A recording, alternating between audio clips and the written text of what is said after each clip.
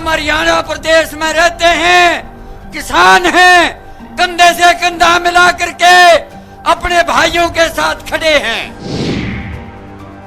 मोदी जी को जो चोर है, जो काले बिल किसान के साथ लाया है, आज ले लो हो चुकी है। इस मोदी सरकार ने, इस खट्टर सरकार ने हमारे अंदर वो हमारे को आरक्षण देने की बजाय उसमें गलत आदमी घुसेड़ करके और रोहतक के अंदर उन दुकानदारों की, गरीबों की वो आग लगवा दी थी, दुकानें फूंक दी थी फूट डालने के लिए। ये हथकंडे बड़े अपनाते हैं। हम अपने हक लेकर जाएंगे और उनको रद्द है, उन तीनों बिलों को रद्द कराएंगे और आने वाला अगला प्रधानमंत्री इस देश का, वीरों, आपने एकता के अंदर रहना है और आने वाला प्रधानमंत्री भी हम किसान को बेटे को बनाएंगे। समान योग किसान मोर्चा भारत आए हुए कोने कोने से मेरे बुजुर्ग किसान भाइयों, मेरी माता और मेरी बेटियों,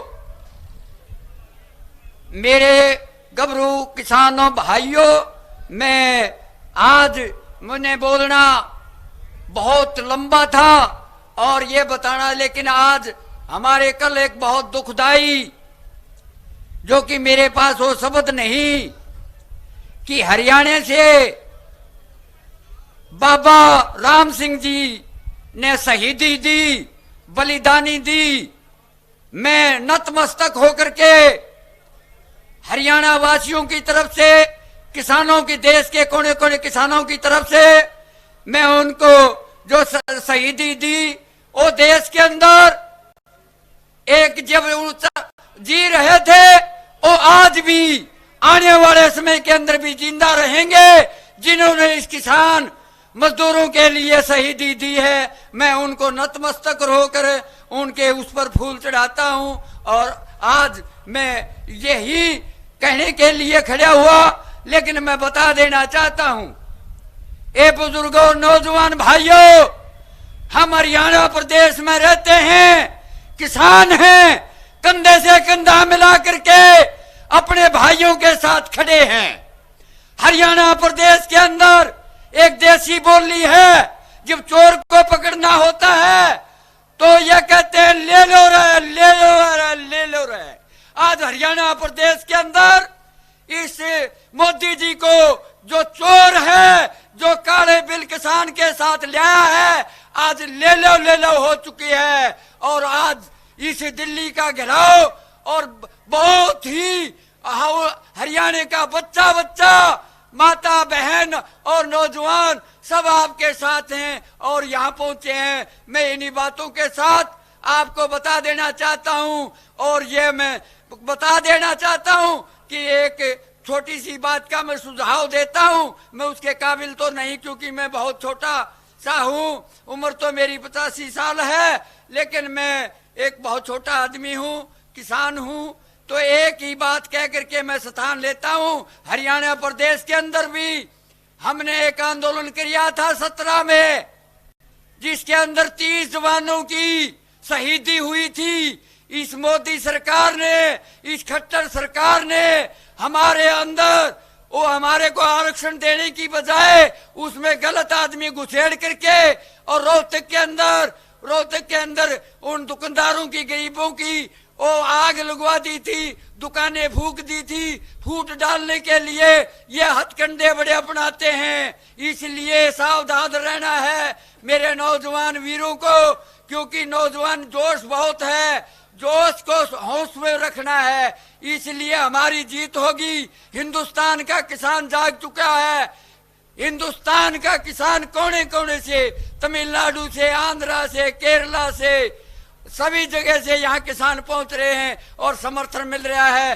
दुनिया के अंदर आज किसान की बात हो रही है। हम अपने हक लेकर जाएंगे और उनको रद्द है, उन तीनों बिलों को रद्द कराएंगे और आने वाला अगला प्रधानमंत्री इस देश का, वीरों, आपने एकता के अंदर रहना है, शांति के अंदर रहना है। आने वाला ये बिल तो कैंसिल अभी करा के जाएंगे और आने वाला प्रधानमंत्री भी हम किसान को बेटे को बनाएंगे।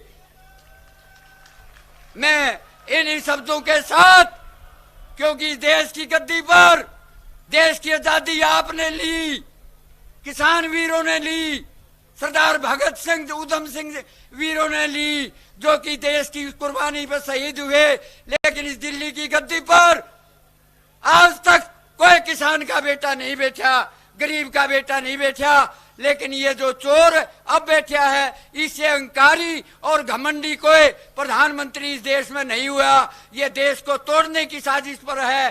किसी को किसी तरह से दबाया जा रहा है। इसलिए किसानों, बिल्कुल हौसले से आपने जो आंदोलन शुरू किया है, आपकी हमारी जीत होगी, हम जीतेंगे और इस दिल्ली की गद्दी पर आने वाला समय भी हमारा होगा। किसान का बेटा इस गद्दी पर होगा। आपका मैं बहुत बहुत शुक्रगुजार हूं। इन्हीं शब्दों के साथ मैं आपसे, मेरे से कोई गलती निकल गई हो तो मैं माफी चाहता हूं। जय हिंद, जय भारत माता की। आज में जो मैंने कहनी चाहिए थी, क्योंकि मैं आज कुछ कहने की उसमें नहीं हूं, बड़ा शोक का दिन था, आज शोक बात थी। आज इसी उसमें वाहेगुरु जी दा खालसा, वाहेगुरु जी दा खालसा। जय जवान, जय किसान। किसान एकता जिंदाबाद, किसान एकता जिंदाबाद। हम हरियाणा प्रदेश में रहते हैं, किसान हैं, कंधे से कंधा मिला करके अपने भाइयों के साथ खड़े हैं। मोदी जी को जो चोर है, जो काले बिल किसान के साथ लाया है, आज ले लो हो चुकी है।